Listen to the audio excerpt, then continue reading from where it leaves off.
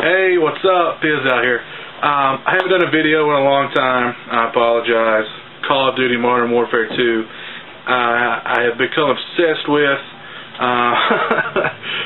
between work and just general laziness, and that game I have had no time to do much else. I've bought some stuff, some DVDs and Blu-rays and stuff, so expect a big DVD, Blu-ray, video game update coming up soon. But until then, I'm going to hit you with a review here of a movie that I just got back from, and that is the new Nightmare on Elm Street remake. The storyline is basically the same thing from the original film, with a few slight variations. Freddy is not a child killer in this film. I guess that topic was too risque, too provocative. He is instead an alleged child molester, child abuser, child pornographer, so on and so forth, of this group of kids at this preschool in Springwood. Anyway, they accuse him. The parents form this lynch mob. They go burn him alive, yada yada yada. Years later, they're all teenagers. They're scattered all over the place, not necessarily just Elm Street, which is kind of odd, considering it's called Nightmare on Elm Street, which is now just dawning on me. Anyway, Freddy's back to wreak bloody vengeance. Havoc ensues in the only place where their parents can't protect them, which at that age is basically everywhere, not just their dreams, because it's a very violent, dangerous world that teenagers live in today. I just watched the news. Anywho, the big topic of discussion, if you're a horror fanboy or fangirl, of course, Robert Englund did not reprise his role of Freddy. This is the first Nightmare on Elm Street sans Robert Englund in the iconic role of Freddy Krueger, and the horror world was abuzz with that. Jackie Earle Haley donned the green and red sweater for this time around, and he did a pretty good job. I have to say, I didn't really miss Robert Englund. He did a great job throughout the series. I grew up watching those films.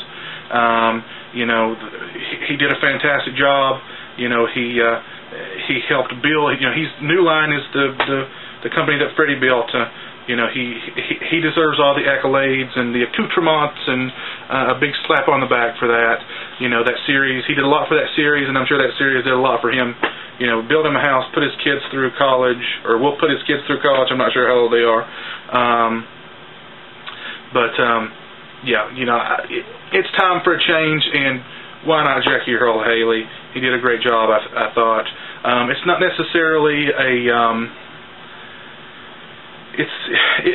It was more, the first half was more so, I felt, a darker, more shadowy version of Freddy, more so from the first kind of three.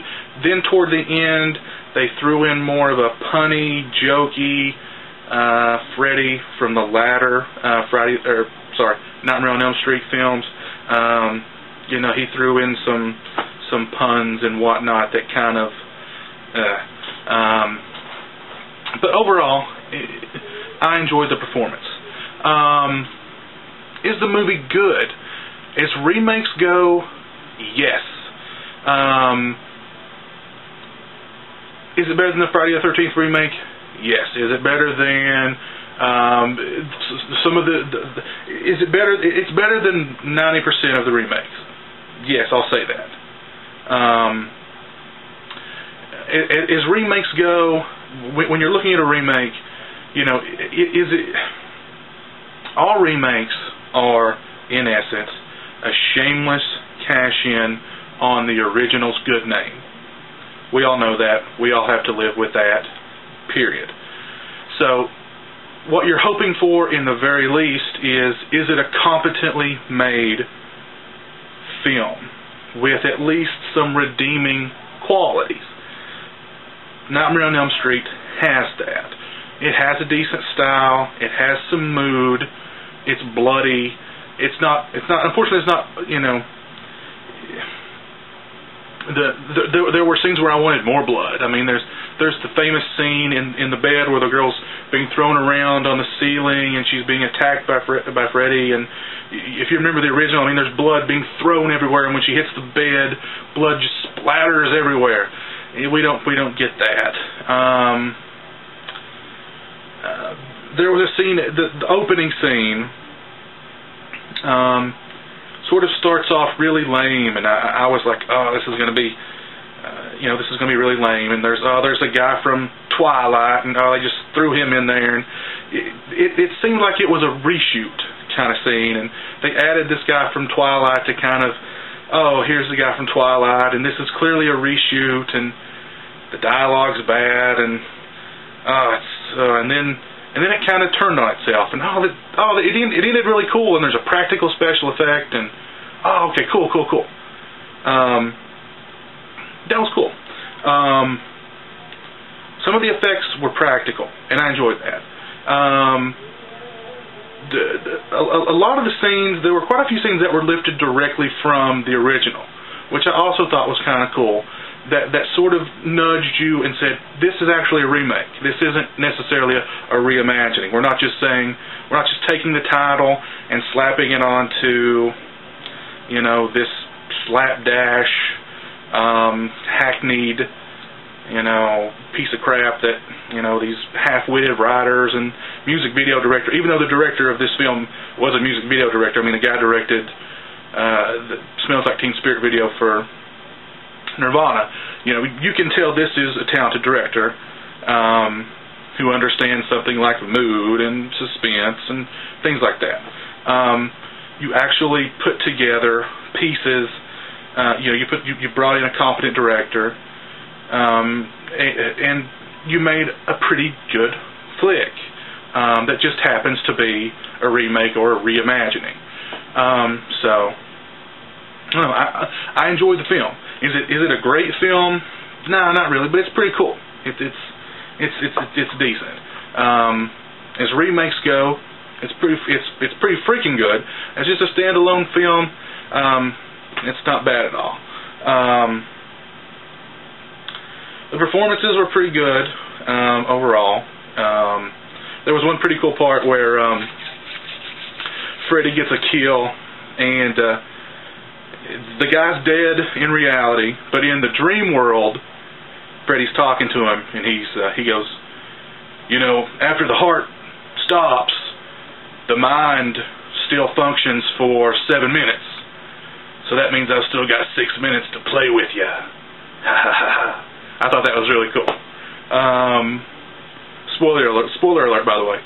After the spoiler. I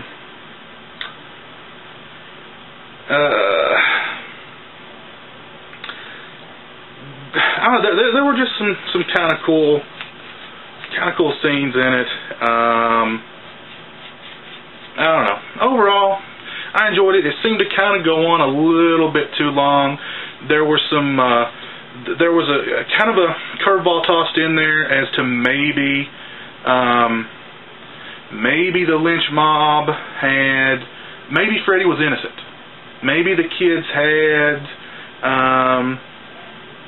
made up the fact that he was molesting them, or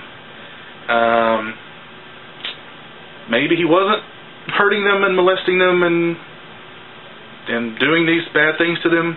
Maybe not. We don't know.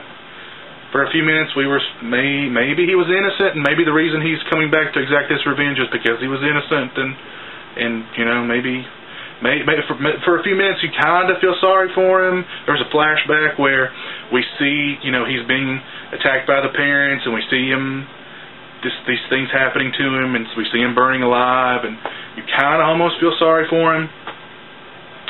So you don't know there for a minute, you don't know, and maybe there's some doubt put in your mind. So I don't know. I enjoyed it. I thought it was pretty cool. Like I said, as remakes go, it blows away most, if not all, of the remakes at least I can think of off the top of my head that I've seen. Most of them, I mean, it blows them out of the water. I mean, Prom Night, Sorority Row, Halloween, Friday the 13th.